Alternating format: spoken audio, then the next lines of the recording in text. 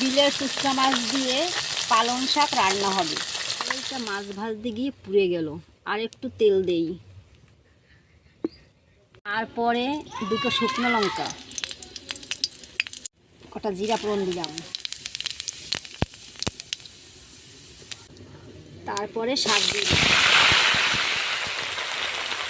তারপরে হলুদ, লবণ, একটা কাঁচা লঙ্কা, তারপরে নেড়ে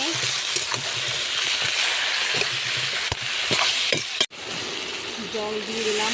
সামান্য একটু জল দিতে হবে।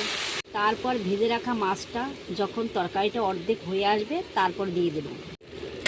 এবার মাছ দিয়ে